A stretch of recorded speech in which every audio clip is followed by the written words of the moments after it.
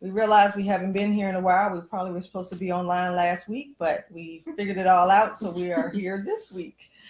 Again, I am Dr. Angela Hargrove, and I work here at Inner Peace Counseling Services. These are my colleagues. Sherry Green.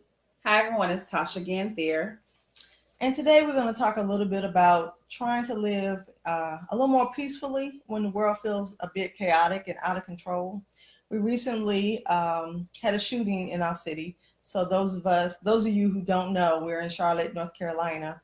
And so we had a school shooting at the University of North Carolina at Charlotte. Mm-hmm. And so since then, we've had plenty of people come in, students and professors, and just people in general who have been experiencing a little bit more anxiety about how crazy the world's become. Because I think right after that, there was another shooting in, was it Denver? Colorado. Mm-hmm.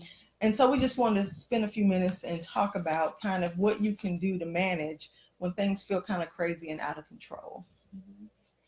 And I think it's important while we're looking at this is to remember that the common definition for peace is free from disturbance or tranquility. Free from disturbance and tranquility are not permanent environmental situations. On occasion, your environment's going to become not so tranquil and chaotic. Right. Inner peace, that's us. That's us. Inner peace is to be present in a world that has chaos and noise and demands and busyness, but to remain calm in the midst of that environment. Right. Yes. So inside of yourself, you're mm-hmm. calm, even though things around you feel out of control. Mm-hmm. Mm-hmm. When I talk to my clients about inner peace, I talk to them about being the eye of the storm. Consider that the world is a tornado, but you're inside. Mm-hmm. You're in the very stillest mm-hmm. part of it. Good so you're really not part of the wind and the chaos. You're just present and paying attention to it. You mm-hmm. can see it, but not be a part of it. Full visual perspective. Mm-hmm. Mm-hmm. Mm-hmm. And so as we're moving towards trying to figure out how to maintain that in this chaotic life and chaotic lifestyle and world, the first thing I think we have to do is to recognize what elements of the chaos externally, but also internally, right. What is it that triggers us to make us feel less than our peaceful self, less than our calm self? Mm-hmm. And so those we call when we're in therapy, but not just when we're in counseling sessions, but you can think of it as triggers. What kind of sets you off? Yes. Right. Yeah. Right. What sets you off? What's the match? Mm-hmm. Mm-hmm. Mm-hmm. What's the match that kind of strikes that feeling of unsettled? Now I'm scared. Mm-hmm. Now I'm panicked. Now I'm angry or anxious, mm-hmm. agitated.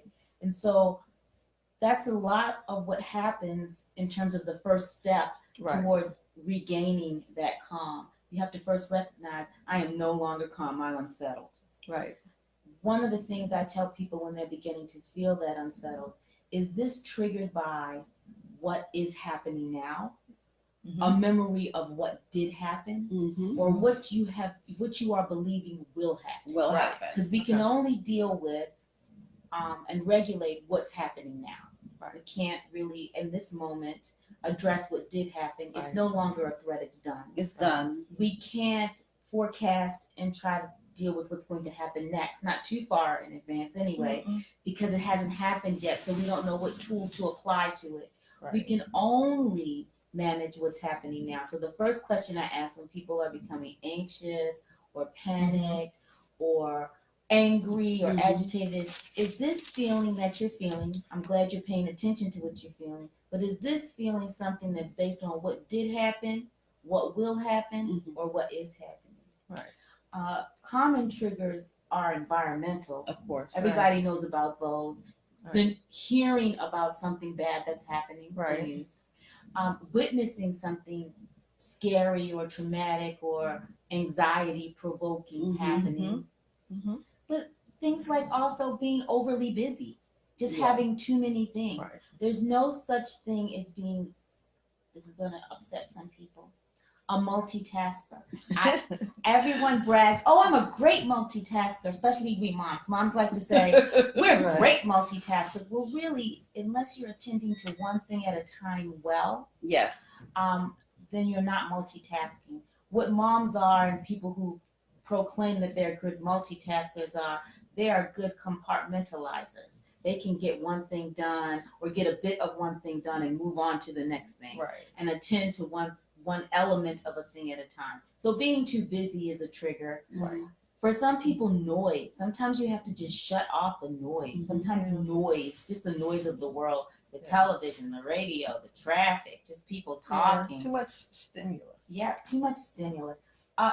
Media, not just Media is social a media. very strong Mhm. trigger. Mhm. Oh yeah, because there's never a quiet moment if you're constantly being ding, what's coming up on Facebook or what's Yeah. coming up in the news. Those kind of things can be external triggers. Mhm. Not getting enough sleep is an external trigger. Not eating well or resting well Right. can leave you susceptible to unsettledness and not being able to kind of cultivate your inner peace. Internal triggers have more to do with memories and patterns of distorted thinking, just ways that you have been taught to think about things that maybe are not conducive to more a peaceful lifestyle.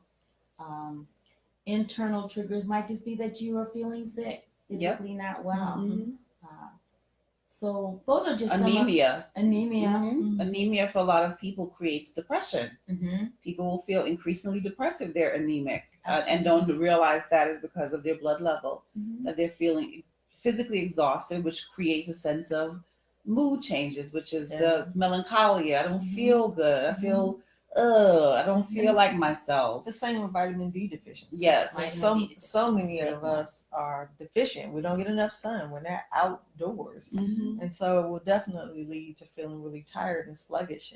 And you're aggravated that you can't get going and do what you really need to do. Mhm. So Dehydration. Oh, that's a big one. The first thing I tell people to do when they're feeling kind of before you grab the cup of coffee, which Drink some water. Drink some water. Right. Just have a big glass of water and see if you feel any better, because that can leave you unsettled and it can lead to depression too. Mhm. Right. When Yes. you're dehydrated. And then psychosis. And psychosis, right? Absolutely, absolutely. right. So these are just some of the triggers that kind of lend themselves to that unsettled feeling. That those are some of the things that we can think about.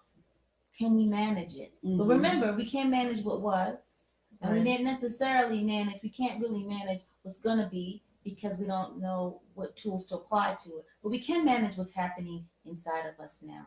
Right. We can figure out ways to do that. So Tasha's gonna speak more about that. And that's what we go into what we call self-regulation or self-regulation or self-soothing.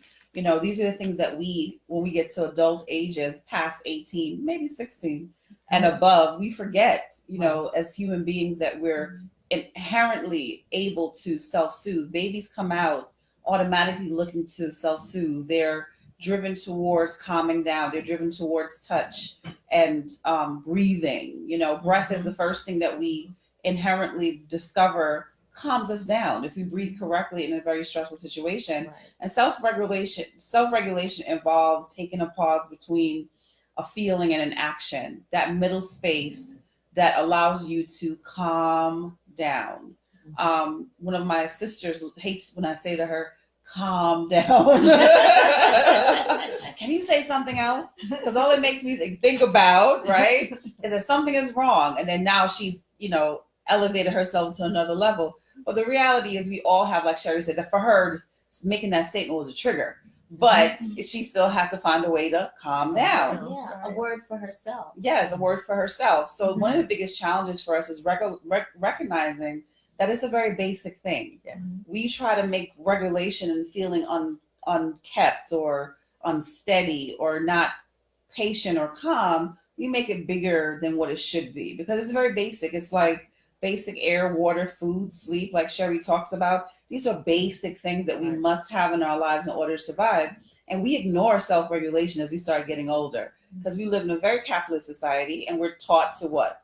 keep going, keep moving, keep working, don't Right. stop Well, there's a lot of focus on feeling good at all times. all the time. And Right. sometimes you just won't feel good. Sometimes you'll just be a little bit uncomfortable, and it's okay. It's You okay. can live through that sense of uncomfortableness. Mhm. And if you learn to live through it, sometimes you won't even escalate to a place where you need to calm down. Exactly. If you just relax. So And Reese, go ahead, Sherry. one of the things I say to people and say to myself when I need to calm down is that this sensation has a beginning, a middle, and an end. This is just a temporary sensation. It's very temporary, and research consistently shows that self-regulation skills is necessary for a reliable emotional well-being. If you are able to self-regulate, you're going to be more reliable to self and very reliable to other people, because you are the calm one in the room. You're the one that's able to say, okay, well, let's look at this. Let's not panic.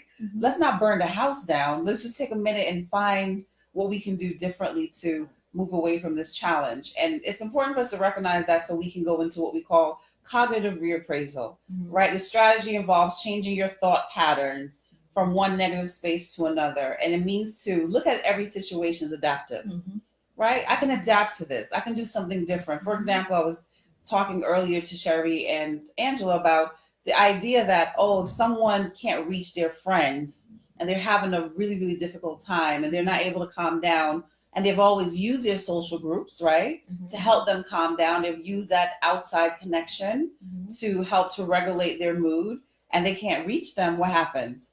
The irrational thought is, my friends don't care about me. Right.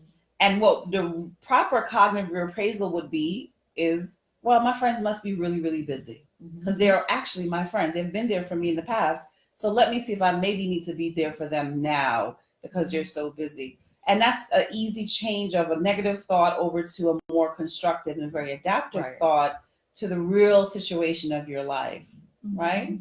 And I think we forget in those moments that if we've talked to our friends, they've been saying some of the same things over and over again to us.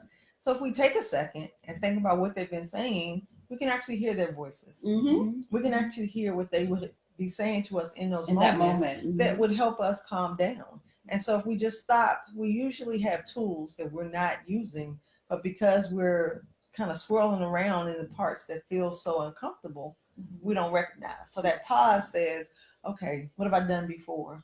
What have other people told me to do? And what have they said to me? And that can be helpful. It is. And it's you self-soothing, you remembering what worked. Yeah, what works for me. The more you practice it, you'll remember, let's go right back to that. Oh, okay. So Angela said I need to breathe first. Yes. Or, oh, okay. So Tasha says be calm or be still for a moment. So then you'll remember that. Yes. And those are the things we want you guys to consider before Angela goes into additional strategies. Remember that, self-soothing and self-regulation is very, very basic. We come out of the womb as children starting to practice it, and it's reinforced by the people that are providing care to us, hopefully.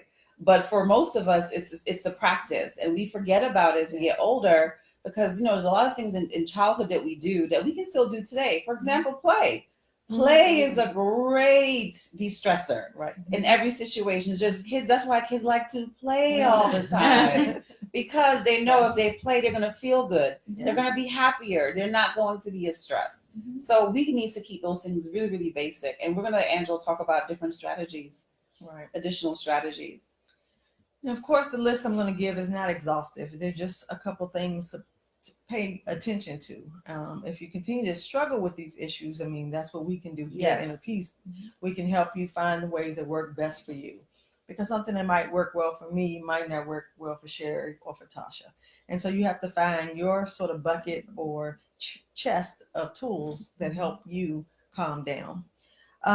One of the big things I tell people is stop watching so much TV when it comes to the news and all kind of reality shows, because they're just crazy and they show more and more chaos. Yes. And if you fill your mind with such chaos, you're going to feel chaotic because those things are out of control in a lot of ways. And the sound and the noise, as you were talking about earlier, they just add to being a trigger. Even reduce the time reading the news. Get you a good summary site, something that kind of sums it all up instead of reading all the details of going from The one recap of the week. right Right. or one news thing to the next, because it's all the same chaos, it's all the same craziness, and some of these things we just don't have control over. We don't. Reduce your time on social media. I don't know how many times we can say this, and I know we've said it multiple times. I'm gonna say it again. Reduce Use your time on social media, media. please. I mean, I promise you, we see so much that gets exacerbated by this social media, whether it's what you're seeing, what you think other people are doing, what you wish you were doing, what you read about, what you don't have. I mean, it just, It the goes list spirals goes out of control. on and on and on and on. And so it can be useful for some connections, but it can't be used for a replacement for your life. And so just reading about what everybody else is doing just adds to the angst and what you're not doing. And it also just shows you some of the other craziness that adds to the thoughts that the world is crazy. And so you want to find other ways to, other things. So you want to include more positives in your life. Find the activities that you enjoy, the people you enjoy, the places where you have fun. It could be a simple girls' night out. It could be, for you guys, it could be evening out with the fellas, playing golf or bowling or something like that. I mean, there's so many things that you can do that you can just say, I'm enjoying this moment and be present. And in that moment, things usually are pretty calm and pretty safe. Find websites that are way more positive. There's several out there, and just the list of 2 or 3 or 4. There's one, mindful.org, that just focuses on mindfulness. The Happiness Project. Yes, We'll talk which about is really good. all kind of things that increase feelings of happiness in your life. There's another one called Positively Positive, the Daily Good or Good News Network, because we often don't focus enough on what's good in the world. Who has done really great things? There are people who, are anonymous donors for people who need, health care, and for people who need resources to go somewhere and do things. And people do good things all the time. And we don't pay attention. We don't pay attention. And the news doesn't show us enough of it. We hear the crazy and what's bad and who hurt who, but we don't hear enough about who takes care of who. Engage in, surround yourself with positive people, volunteer in your community. There are plenty of places where you can go and give back, and those are the places where you have more control if you find a cause that's important to you. Do something nice for yourself, and be kind to yourself and be kind to others. When we show compassion to ourselves, we feel better. It works way better. And it starts with us. Right. And it works way better than criticism. Self-criticism is just as bad as other people criticizing us. We actually do better with positives. Engage in physical activity. Sometimes just releasing that energy in fun ways can help you feel better. So again, these are just some of the ways in which you can help yourself feel better and not feel like the world is so crazy. But if you need some additional help with that, please make an appointment here with us at Inner Peace Counseling Services, and we can help you walk through the strategies that will be good for you. So thank you, and we'll see you again in about 2 weeks. Thank you, guys. Bye, guys. Stay well. Stay well.